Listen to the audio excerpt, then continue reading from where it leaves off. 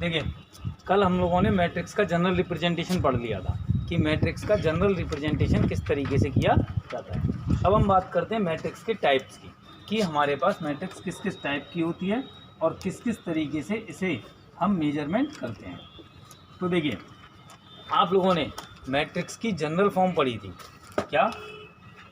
AIJ/M/N।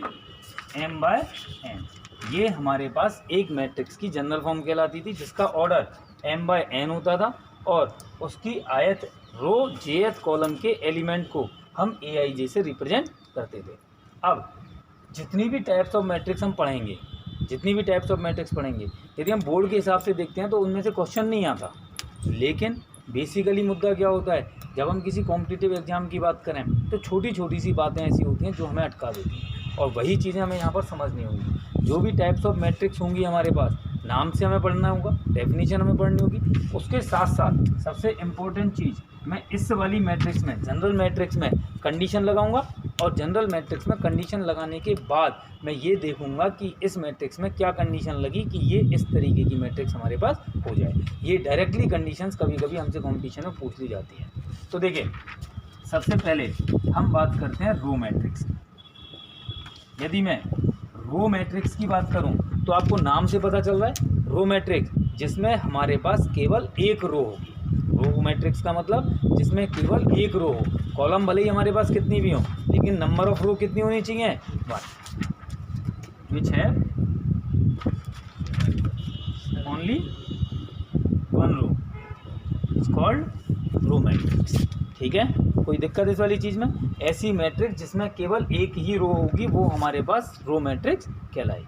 जैसे ABCD, इसमें यदि मैं बात करूं तो इसमें मेरे पास रो एक ही है, जिसमें ABCD 4 एलिमेंट्स थे। भले ही कॉलम 1 2 3 4 कॉलम हमारे पास हो गए, लेकिन हमें रो मैट्रिक्स में नंबर ऑफ कॉलम से कोई भी मतलब नहीं है। सिर्फ किससे मतलब था? नंबर ऑफ रो से। और एलिमेंट से भी हमें कोई फ़र्क नहीं पड़ता। अंदर वाला एलिमेंट हमारे पास कुछ भी हो सकता है, positive, negative, fractional, even that बिना नंबर के अल्फ़ाबेट्स हो सकते हैं, किसी के नाम हो सकते हैं, कुछ भी हमारे पास हो सकता है। लेकिन बात किस चीज़ की थी हमारे पास में? केवल और केवल नंबर ऑफ रो की। क्लियर? कोई दिक्कत? अब यदि मैं इसकी बात करूं, ये मैट्रिक्स रो मैट्रिक्स होने के लिए क्या शर्त लगा कर देगा? रो मैट्रिक्स के लिए शर्त किस पर लग रही है? नंबर ऑफ रो पर। और इस मैट्रिक्स में नंबर ऑफ रो कौन दिखा रहा है? M हमें दिखा रहा है कि नंबर ऑफ रो कितनी है। तो इसका मतलब इस मैट्रिक्स को रो मैट्रिक्स होने के लिए कंडीशन लगेगी M = 1। यदि M = 1 हो जाए इस मैट्रिक्स में, तो ये एक रो मैट्रिक्स हमारे पास बन जाएगी। क्लियर? कोई दिक्कत इस वाली चीज़ में? इसी तरीके से यदि हम देखें कॉलम मैट्रिक्स, कॉलम मैट्रिक्स में हमारे पास क्या होगा? आपने नाम से देखा, रो मैट्रिक्स में हमारे पास क्या था? एक रो आनी चाहिए थी। तो कॉलम मैट्रिक्स में क्या आना चाहिए? एक कॉलम। रो भले ही कितनी भी आए, लेकिन कॉलम कितनी होनी चाहिए? एक। तो वो हमारे पास कॉलम मैट्रिक्स कहलाएगी। ठीक है, विच हैव ओनली 1 कॉलम, क्या कहलाएगी हमारे पास में? कॉलम मैट्रिक्स कहलाएगी। क्लियर? जैसे ABC, इसमें रो भले ही हमारे पास 3 थी, लेकिन कॉलम कितनी है हमारे पास? 1। तो ये हमारे पास क्या कहलाएगी? Column matrix. कोई डाउट इस वाली चीज़ में? आ रही है बात समझ में? अब मैं बात करूं इसी वाली मैट्रिक्स की, तो इस मैट्रिक्स को कॉलम मैट्रिक्स बनाने के लिए कंडीशन किस पर लगानी थी मुझे? नंबर ऑफ कॉलम पर। तो AIJ/M/N कॉलम मैट्रिक्स होगी यदि मेरे पास नंबर ऑफ कॉलम मतलब N = क्या हो जाए? 1। M से कोई मतलब नहीं था, AIJ से कोई मतलब नहीं था, सिर्फ किससे मतलब था? N से। यदि N = 1 हो जाती है तो ये हमारे पास क्या कहलाएगी? कॉलम मैट्रिक्स कहलाएगी। कोई दिक्कत इस वाली चीज़ में? ठीक है, चलिए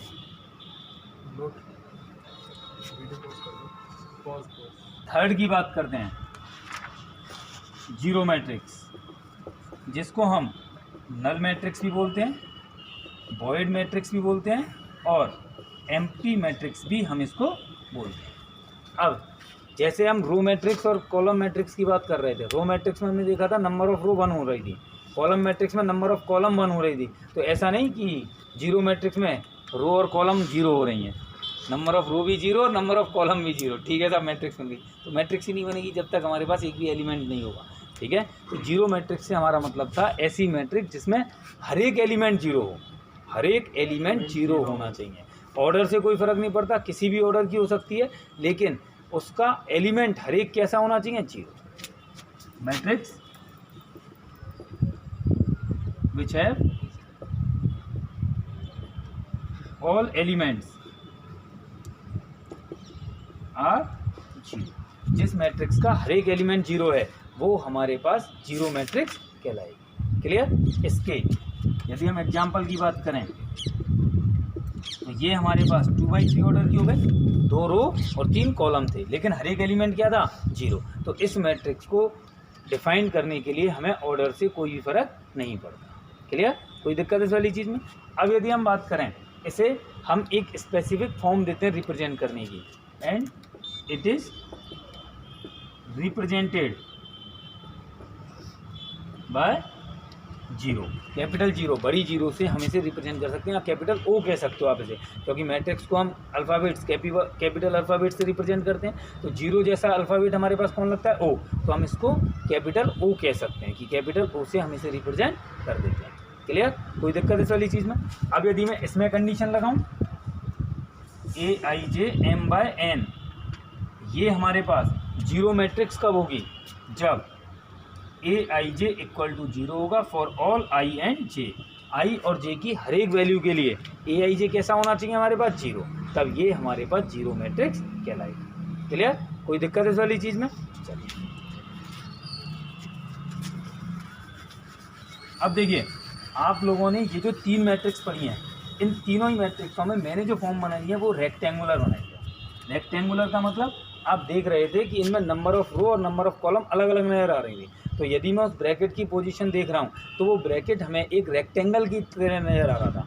ऐसे ही यदि हम स्क्वायर शेप बनाना चाहें तो स्क्वायर का मतलब इधर से भी उतना ही फैला होना चाहिए और ऊपर नीचे से भी उतना ही फैला होना चाहिए। इसका मतलब उतनी ही तो रो होनी चाहिए और उतने ही कॉलम होने चाहिए, तब वो मैट्रिक्स हमारे पास किस फॉर्म में आ जाएगी, स्क्वायर की फॉर्म में। तो वो मैट्रिक्स हमारे पास स्क्वायर मैट्रिक्स कहलाएगी। ठीक है, स्क्वायर मैट्रिक्स।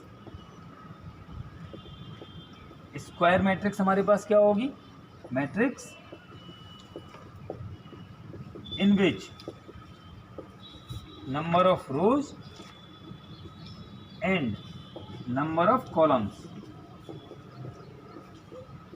Are equal. यदि किसी भी मैट्रिक्स में नंबर ऑफ रो और नंबर ऑफ कॉलम इक्वल हो जाते हैं तो वो मैट्रिक्स हमारे पास क्या कहला जाएगी, स्क्वायर मैट्रिक्स। क्लियर, कोई दिक्कत इस वाली चीज़ में। यदि हम एक एग्जांपल देखें,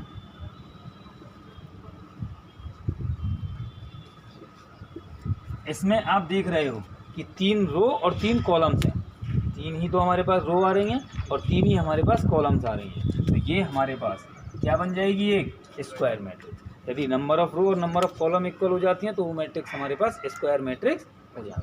क्लियर, कोई दिक्कत इस वाली चीज़ में। चलिए, इसके बाद यदि हम बात करें तो इसकी कंडीशन इस वाली मैट्रिक्स पर लगाएं, AIJ M/N, ये स्क्वायर मैट्रिक्स कब होगी, जब ये दोनों इक्वल होंगे, नंबर ऑफ रो और नंबर ऑफ कॉलम। तो इसे स्क्वायर मैट्रिक्स होने के लिए M इजिकल टू क्या होना चाहिए हमारे पास में, N। M is equal to N यदि हमारे पास है तो वो हमारे पास एक स्क्वायर मैट्रिक्स होगी। क्लियर, कोई दिक्कत इस वाली चीज़ में। चलिए, अब आप लोगों को इस स्क्वायर मैट्रिक्स में एक चीज़ और नज़र आई, क्या, डायगोनल। यदि रेक्टेंगल मैट्रिक्स थी हमारे पास, रेक्टेंगुलर कोई भी मैट्रिक्स थी, जैसे डायगोनल के लिए ये तो दोनों मिले, लेकिन इस तीसरे कॉलम के लिए मेरे पास तीसरी रो नहीं थी, तो हमारे पास एक डायगोनल नहीं बन पाता। स्क्वायर मैट्रिक्स में हम डायगोनल बना सकते हैं, डायगोनल बनाने के लिए स्क्वायर मैट्रिक्स होना कंपलसरी हो गया। लेकिन डायगोनल हमारे पास दो तरह से बनेंगे, या तो मैं इस तरीके से डायगोनल बनाऊंगा या मैं इस तरीके से डायगोनल बनाऊंगा। यदि हम इस तरीके के डायगोनल की बात करते हैं तो ये डायगोनल हमारे पास मेन या प्रिंसिपल डायगोनल कहलाता है। ये हमारे पास कौन सा डायगोनल कहलाएगा, मेन या प्रिंसिपल डायगोनल। और यदि मैं इसकी बात कर रहा हूँ तो ये हमारे पास रिवर्स या बैक डायगोनल कहलाएगा। ठीक है, ये तो हमारे पास मेन या प्रिंसिपल डायगोनल होगा और ये हमारे पास रिवर्स या बैक डायगोनल। कोई दिक्कत इस वाली चीज़ में? अब यदि कहीं पर भी मैट्रिक्स में आपसे डायगोनल की बात की जाती है तो वो आपको हमेशा प्रिंसिपल डायगोनल की ही बात की जाएगी। ठीक है, बैक डायगोनल की बात आप लोगों से नहीं की जाती है। हमेशा यदि मैट्रिक्स में हम डायगोनल की बात करते हैं तो डायगोनल हमेशा प्रिंसिपल डायगोनल ही कंसीडर किया जाएगा। ठीक है, अब बात आती है डायगोनल के एलिमेंट्सों की।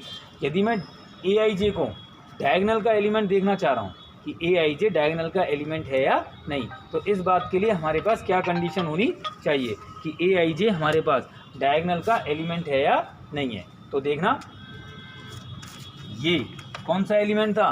पहली रो पहले कॉलम का, मतलब A1 का। फिर डायगोनल का दूसरा एलिमेंट आया D, ये कौन सा एलिमेंट था? A22। फिर डायगोनल का तीसरा एलिमेंट आया 4, ये कौन सा एलिमेंट था? A33। हमने देखा ये पहली रो पहले कॉलम का एलिमेंट था, ये दूसरी रो दूसरे कॉलम का एलिमेंट था, तीसरी रो तीसरे कॉलम का एलिमेंट। इसका मतलब ए आई जे डायगोनल का एलिमेंट होगा यदि आई जे के इक्वल हो जाए। A11, A22, A33, A44 ये डायगोनल के एलिमेंट्स हमारे पास होंगे। यदि 3 की बजाय 4 ऑर्डर की हमारे पास स्क्वायर मैट्रिक्स होगी तो डायगोनल का चौथा एलिमेंट क्या होगा? A44। इसका मतलब ए आई जे डायगोनल का एलिमेंट होगा यदि हमारे पास I = J हो जाए। तो इस बात को हम स्पेशली नोट में लिख सकते हैं।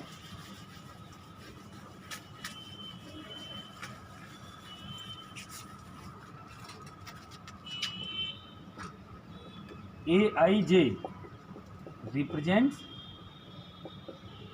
an element of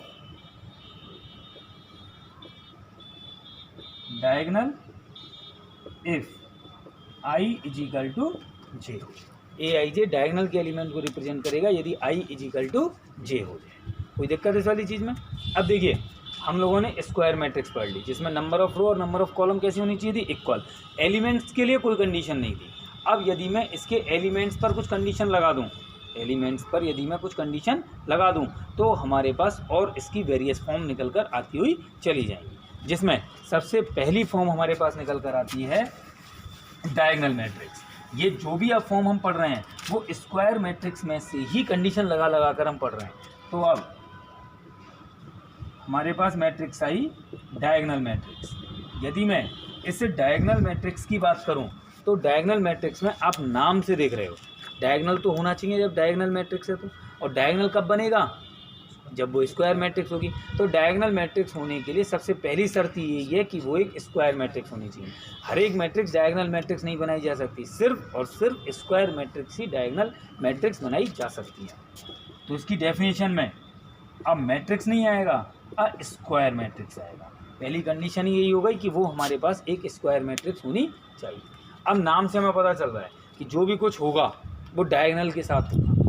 जो भी कुछ होगा वो किसके साथ होगा? डायगोनल के साथ। तो डायगोनल के साथ होगा क्या? इस डायगोनल मैट्रिक्स में आपको सिर्फ इतनी सी बात समझनी है, ऐसी स्क्वायर मैट्रिक्स जिसमें डायगोनल के अलावा सभी एलिमेंट्स 0 हों। डायगोनल के एलिमेंट तो कुछ भी हो सकते हैं, लेकिन डायगोनल के अलावा जितने भी एलिमेंट्स हैं वो सभी के सभी हमारे पास क्या होने चाहिए? 0। अ square matrix in which all elements except diagonal के अलावा के सभी एलिमेंट्स should be 0। यदि हमारे पास एक ऐसी स्क्वायर मैट्रिक्स जिसमें डायगोनल के अलावा सभी एलिमेंट्स 0 हो जाएं तो वो मैट्रिक्स हमारे पास क्या कहलाएगी? डायगोनल मैट्रिक्स कहलाएगी। ठीक है, जैसे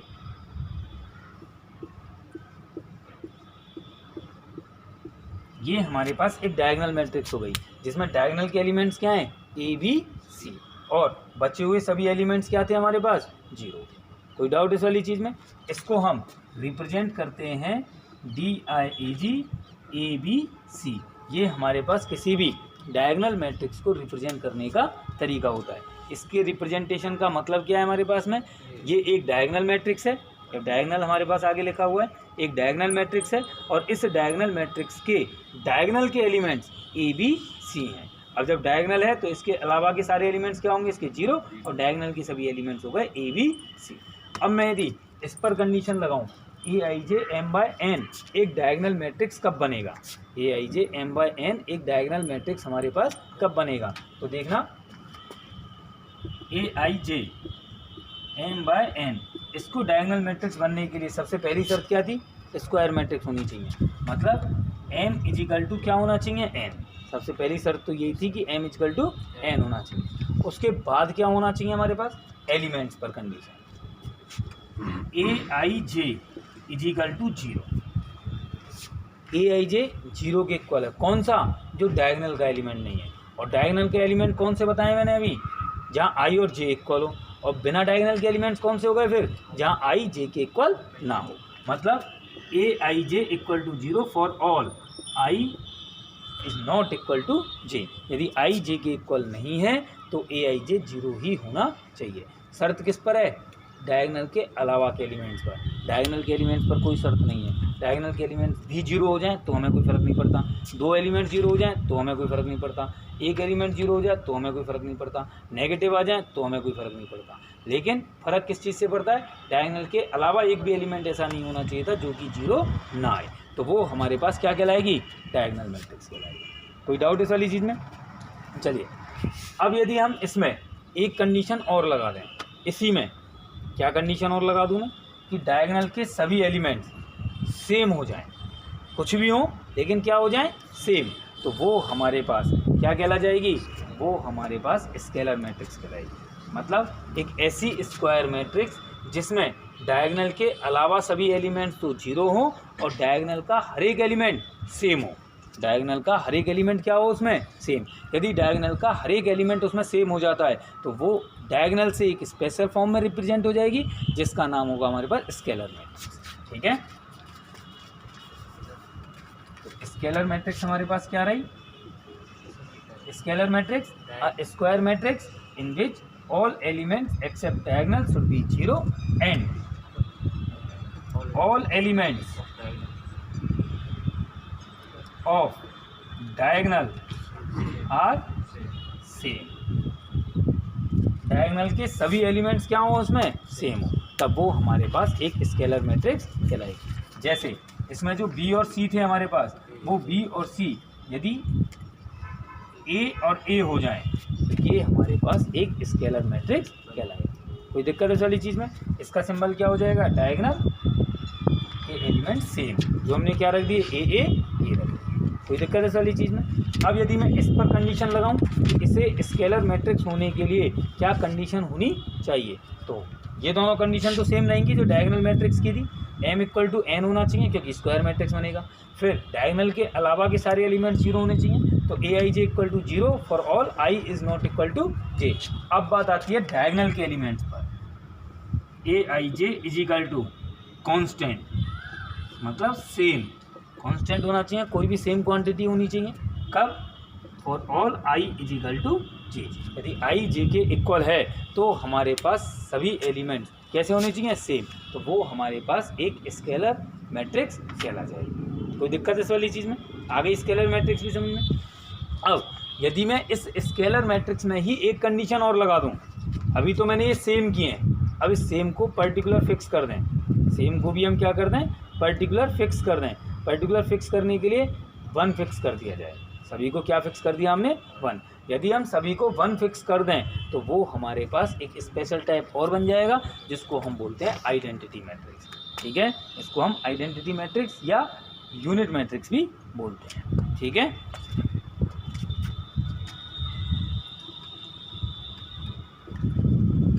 आइडेंटिटी मैट्रिक्स और यूनिट मैट्रिक्स, ये क्या होगी फिर हमारे पास में, a square matrix in which all elements except diagonal should be 0।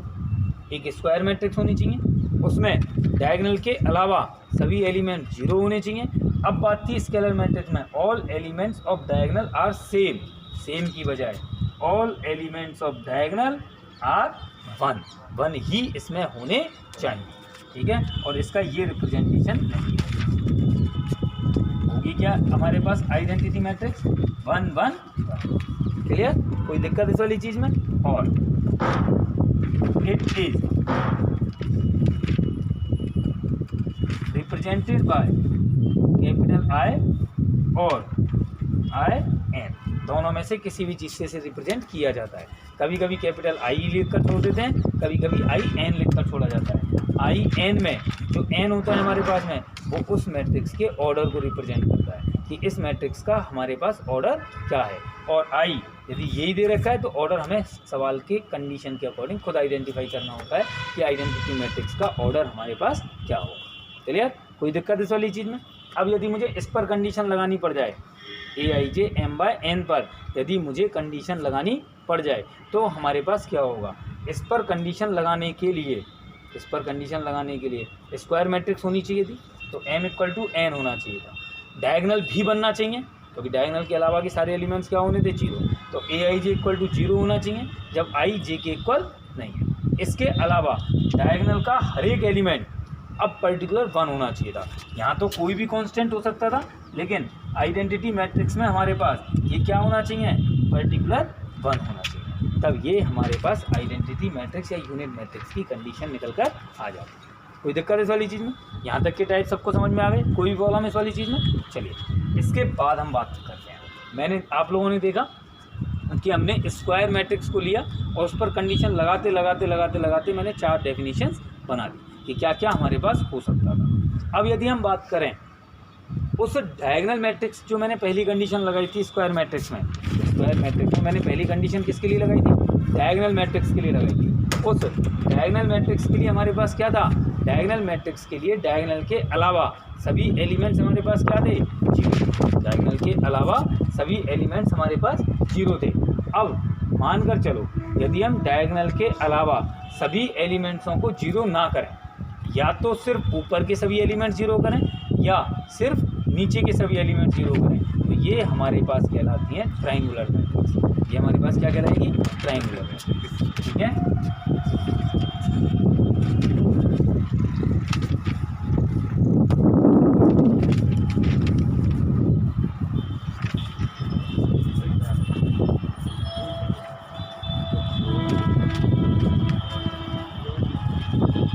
देखिए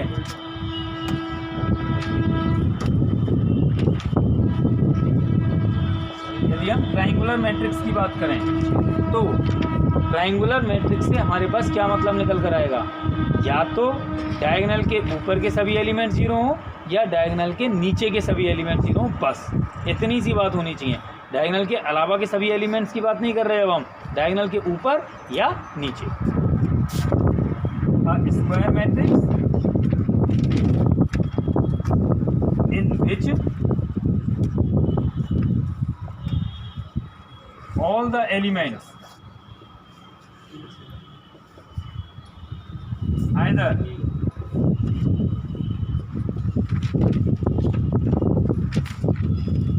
above diagonal or below diagonal are 0।